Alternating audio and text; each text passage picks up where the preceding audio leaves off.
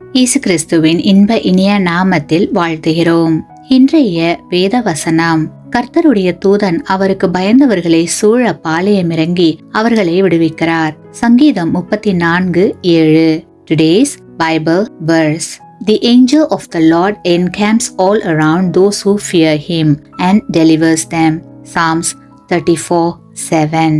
எலிசாவை கொலை செய்ய சீரியாவின் ராஜா பலத்த இராணுவத்தை அனுப்பினான். அவர்கள் இரவில் வந்து பட்டணத்தை வளைந்து கொண்டார்கள். எலிசாவின் வேலைக்காரன் அதிகாலமே இந்த படையை பார்த்து பயந்தான்.